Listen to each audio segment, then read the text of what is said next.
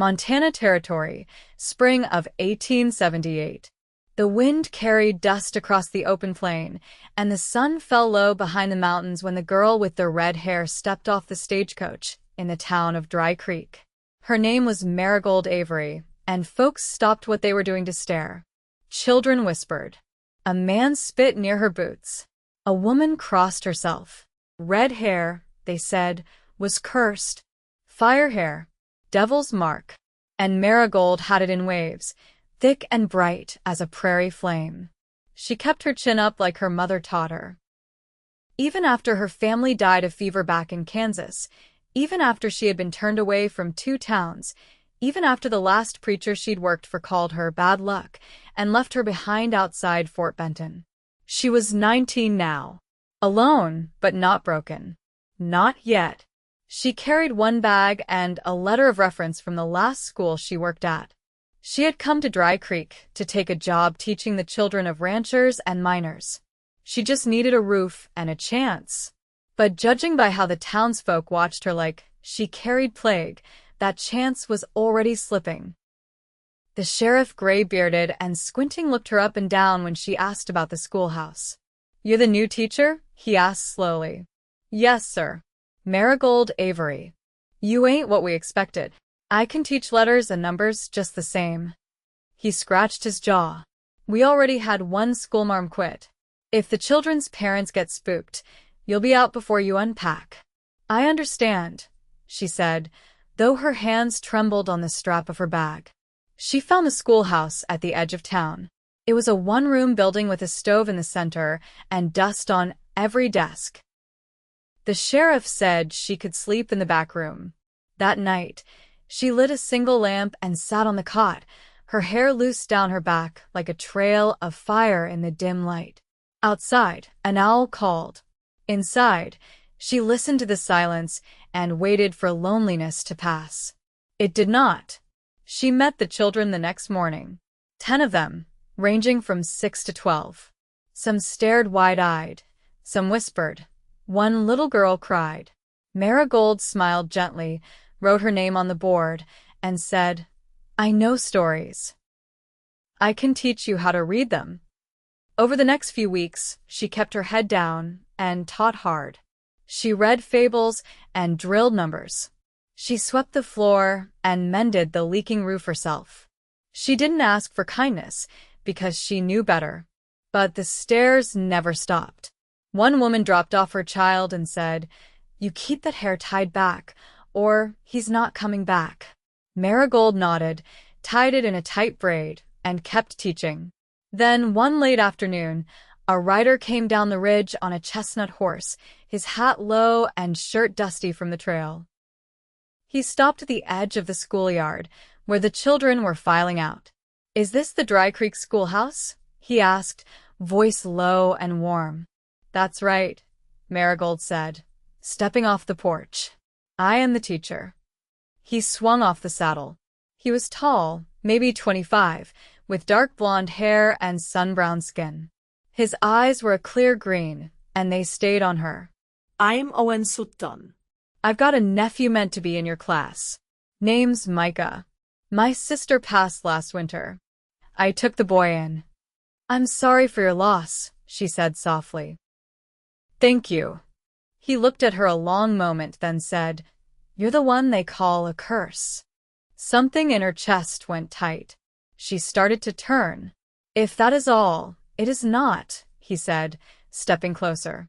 "They say your hair's bad luck, but I think it's the brightest thing I've ever seen." She looked up. Her breath caught. He meant it. No mockery, no fear, just awe. "You should not say things like that," she said quietly. "Why?" "Because it makes me want to believe you." His eyes didn't leave hers. "Then believe me." She walked away before she could say something foolish. But that night, she lit the lamp early and sat brushing her hair longer than she needed to. She told herself it meant nothing. Owen brought Micah the next day. The boy was quiet but smart. Marigold noticed he kept his hands balled in his pockets and flinched at loud sounds. She suspected his grief ran deep. She gave him the front desk and a book on prairie animals. He read every word. Owen stayed behind after class. He leaned against the porch rail, watching the mountains. "You are braver than most," he said. "I do not feel brave." "You stayed. They wanted to run you off and you stayed." "I stay because I have nowhere else to go." He looked over. "I stay because I made a promise to my sister that Micah would not end up alone." "You are a good man," she said. He smiled, slow and quiet. "You are a good woman. They just do not know how to see it." Over the next days, he brought Micah every morning and stayed to talk when he could. Sometimes he brought her apples or firewood. Once, he brought a worn copy of Robinson Crusoe. "For the school," he said, but he handed it to her gently, like it was something more. Marigold began to wait for the sound of hooves each morning. A week later, she found Micah sitting alone behind the schoolhouse, shoulders shaking. She sat beside him. "They say I am cursed too," he whispered, "because I have no mama." Her heart broke clean in half. "You're not cursed," she said. "You are strong. And you are loved. I know because someone brings you here every day. Someone who could have left you behind, but did not." Micah wiped his nose. "Uncle Owen says you are brave." "He says that." Micah nodded. She smiled, soft and real. "He is wrong. I am just trying." Micah looked up. "He smiles more when he talks to you." That night, Owen knocked on the schoolhouse door. He held a wrapped bundle. "I made you dinner," he said. "I figured you do not get much company." She took the bundle, heart-thudding. "Micah says I smile more around you," he added. Marigold looked up at him. "Do you?" He stepped closer. "I think I do." The sky turned pink behind them. The wind was cool, the prairie quiet. "I do not know how to be anything other than alone," she whispered. "You are not alone now," he said. And when she leaned forward, he caught her hand in both of his. They stood like that for a long time, her red hair glowing in the dusk, his thumb brushing her knuckles. No one called her a curse that night. Not once. The days softened, the way spring does when the earth begins to remember warmth. Morning still held a bite, but by midday, the sun lingered kindly on the shoulders. Marigold stood out back of the schoolhouse, sleeves rolled and shovel in hand, turning soil in the narrow stretch of ground beside the porch. She had found a few seeds tucked in the bottom of her carpetbag, wild carrot, squash, and something unlabeled, and decided a garden might settle her hands. She needed something to tend. "I thought I saw someone digging where stubborn dirt lives," Owen said, voice breaking the quiet as he stepped from around the corner. She leaned on the shovel, brushing hair off her brow with the back of one wrist. "I'm trying to coax life from this patch. It might not want it." He crouched beside her, pressing his palm to the soil. "Too much clay," he said, "but you can work it. Mix in ash, maybe straw if you can find it. I'll try anything. I'll bring you some from my barn. The straw, not the ash we burned through most of that last cold snap." She nodded once. "Thank you." He didn't stand. Instead, he picked up a stone and turned it in his hand. "What made you come all this way? There are towns easier than this one." She knelt beside him. "I used to think I was running toward something. Now I'm not sure. Maybe it was just a way. From Kansas. From being told I was wrong before I opened my mouth. From being left behind." He looked sideways at her, thumbs still moving over the stone. "You're not wrong." She didn't answer. The wind moved through the grass behind them, and a bird called from the cottonwoods near the creek. "You don't have to answer this," he added, "but I want to ask." She turned her face toward him, waiting. "Did someone ever tell you you weren't worth staying for?" She stood slowly and brushed the knees of her skirt. "Not in words." Owen rose with her. "Then I'll say it plain. You are." She didn't look at him. She could not yet, but she didn't walk away either. That evening, She found a small bundle of straw propped against the steps, along with a folded note. It wasn't written in ink, only scratched into the wood plank with a blade. For the garden. For you. She traced the letters with her fingertip and held the warmth of them in her chest. The next week brought a sudden shift in the air. A mining crew from the southern ridge sent word their children might come to school, and Marigold found herself building extra benches with whatever scrap wood the sheriff could spare. Owen helped cut the boards after hours, Micah watching from the steps, chewing on a sliver of apple and not speaking much.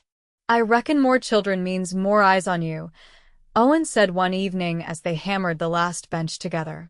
"I know. You sure you want that?" "I want to teach. I'm not afraid of being seen anymore." She passed him the last nail. "I'm afraid of never being known." He paused, hammer still in hand. "Let me know you." She didn't answer with words. Instead, she reached out and took the hammer from his hand, their fingers brushing. Then she placed it on the ground and sat beside the half-built bench, knees tucked close, eyes on the blackening sky. He followed her lead, sitting with elbows on his knees. "My mother had red hair," he said. "Not like yours, hers was more rust than fire. But I remember it when she braided it at night. I remember the way it looked in lamplight." Marigold looked at him then, truly looked. "You never told me that." "I never told anyone." She shifted closer, but didn't touch him. "What happened to her?" "Cholera, when I was 15. My father, after that he drank himself quiet. I took off and worked cattle until my sister sent for me. Said she didn't want to raise Micah alone." "You went back." "Of course I did. She was my family. You were hers, too." He leaned forward, elbows on his thighs. "I didn't believe in staying until I did it.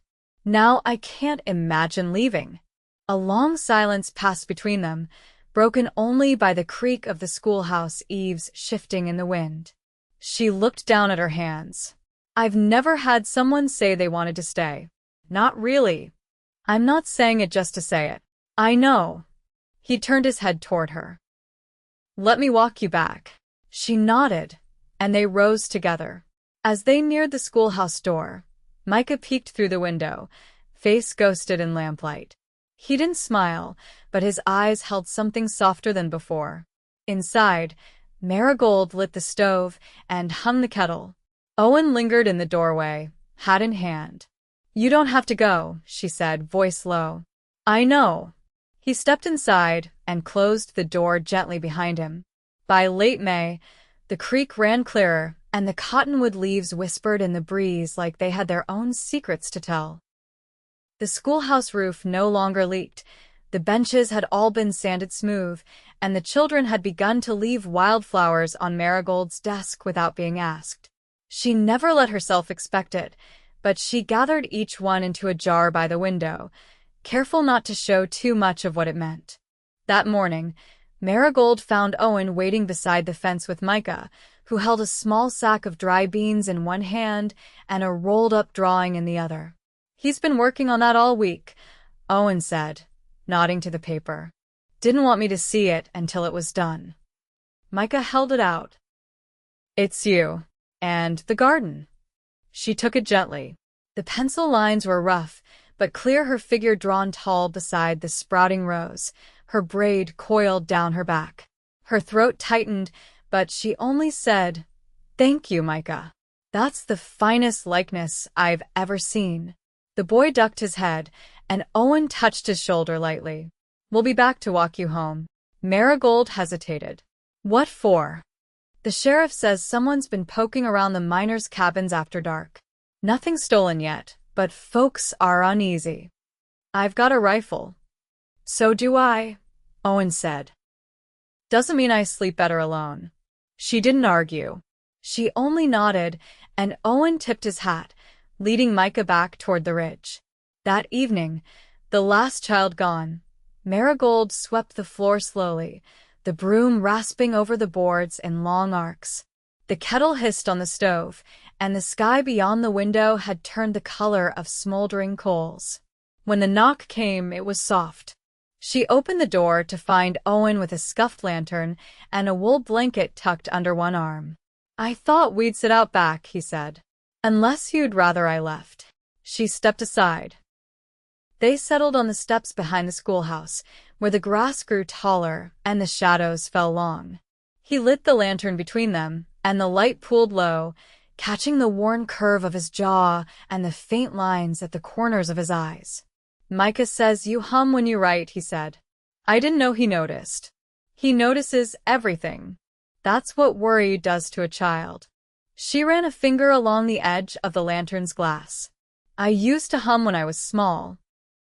My mother said it was the sound I made when I was thinking." "Do you still think of her?" "Only when I'm quiet." He shifted, the blanket draped across his knees. "Tell me something she taught you." Marigold drew in a breath, letting it out slow. "She used to say, kindness is a kind of armor. People don't expect it, so it catches them off guard." He nodded once. "I've seen that in you." She looked up. "What do you mean?" "You don't fight back the way folks expect. You don't run either. You look people in the eye and teach their children how to read." Her fingers curled around the hem of her skirt. "I don't know what else to do. You could leave. You could have left the day you arrived." She shook her head. "No." "I won't live afraid of what people say." He leaned forward, forearms resting on his knees. "Then let them talk. Let them talk while we live better than they do." She stared at him, heart thudding. "Are we?" "I want to." He reached into his coat pocket and pulled out a folded scrap of cloth. "I found this at my sister's. It belonged to her. I thought maybe it should be yours now." She unfolded it slowly. A handkerchief, stitched around the edge in uneven thread. In one corner, a single red flower. "I don't need reminding what color your hair is," he said. "But I wanted you to know someone saw beauty in it before I ever did." Her voice caught. "You keep surprising me. I hope I never stop." They sat in silence for a long stretch, the lantern flickering low. Somewhere in the distance, a coyote yipped once, then went quiet again. Finally, she said, "I've never been kissed." He didn't answer right away. When he did, his voice was soft. "I won't do anything you don't ask for." She turned to him, her face lit with the glow of the lantern. "I'm asking." He reached out slowly, giving her time to pull away. She didn't. Their lips met with the gentleness of first trust, something neither had spoken aloud, but both had been building toward. When they parted, her forehead rested against his. "Are you afraid now?" he asked. "No," she breathed. "Not anymore." He took her hand in his, fingers threaded tight, and they sat like that until the stars burned bright above them and the prairie winds carried no fear. The first summer storm rolled in from the west 2 days later, heavy with the scent of sage and distant lightning. Thunder stirred the ground before the rain ever touched it. Marigold stood barefoot at the threshold of the schoolhouse, watching the dark clouds drag their bellies across the valley. Her hair was loose, damp at the ends from the muggy air, and she could feel the storm in her bones like a slow drumbeat. Owen arrived before the first drop fell, horse lathered and breath steaming. He didn't wait for invitation, just stepped down, tied the reins, and met her at the door. "I came to help bring in the wash," he said, nodding toward the lines strung beside the garden. "I already did," she said. "You just wanted to see if I'd open the door." He didn't deny it. "I don't sleep easy when I know you're here alone. You worry too much." "I don't think I do." She stepped aside, and he entered without speaking another word. The air inside was thick with heat from the stove, so she opened the back window to let the wind snake through. The storm hit just after, sudden and loud, slapping the roof with sheets of rain. Lightning flashed, close enough to light the room clean through. Owen shut the window halfway. "You ever see a bolt strike ground?" he asked, watching the horizon. "Once," she said. "When I was small. It hit a tree behind our barn. Split it down the middle. I saw it catch a wagon once. Burned so fast, nothing left but the iron frame. I still think about the sound. She reached for the tin kettle. You want coffee? If you're making it. Yes. She poured water into the pot, her hands steady even as the thunder cracked again. The silence between strikes was long and full, and when she turned, he was still watching the window. I've been thinking, he said, voice low. If I built another room onto my place, you could have it. She stopped, hand on the kettle's handle. For what? For you. For teaching if you wanted. Or just for yourself. I don't need charity. It's not that. It's something else. She set the kettle on the stove slowly. Say it plain, Owen. He came toward her, slow and sure, until they stood close enough to touch. I want you to stay. Not because you have nowhere else, but because you want to. With me. She looked down at her hands. People still talk. They'll get tired of it. No, they won't. But I might. He reached up and tucked her hair behind her ear, gentle and careful. Then let them talk to air. I'll be too busy listening to you. She let out a breath she hadn't known she'd been holding. I don't know what comes next. I do, he said. You come live with me and Micah. We make a home. You plant a garden in soil that's ready for it. I'd still want to teach. Of course. And Micah, he already asks when you'll come for supper again. She looked up at him, eyes shining. What if I don't know how to be part of something? We'll learn it together. The thunder faded to a low murmur, and rain softened into a steady hush. She leaned forward, resting her forehead against his chest. I never thought I'd be wanted. You were never not. In the quiet that followed, he wrapped his arms around her, and they stood like that until the stove hissed and the coffee began to boil. By the time the storm passed, the air had cooled, the world outside washed clean. Marigold opened the door, and the smell of wet earth drifted in. She turned back to Owen, who was drying the cups with the edge of his sleeve. I'll come, she said. He paused. You sure? Yes, she said. You were right. My hair's the brightest thing some folks ever see. But you made me feel like I belonged in the light. He stepped toward her and kissed her, this time without hesitation. When they parted, they were both smiling. Outside, dawn began to press at the edge of the clouds. The move to Owen's homestead happened on a Tuesday, just after the new moon. Marigold packed her few belongings before the sun rose, wrapping her books in flour sacks and tucking Micah's drawing of the garden between the pages of a worn reader. She left the schoolroom swept and the stove cold. When she shut the door, she kept her hand on the latch a moment longer than needed. Owen arrived in a borrowed wagon with one mule and Micah perched beside him, holding a tin lunch pail between his knees. Marigold climbed up without ceremony, her boots dusty and her braid looped twice at her neck. She didn't look back. The ride out to the Sutton place was quiet. Grasslands peeled out to the east, and a hawk circled high in the blue, but the boy didn't speak, and neither did she. Owen held the reins loose in one hand, his other resting on his thigh, like he was waiting for something to settle.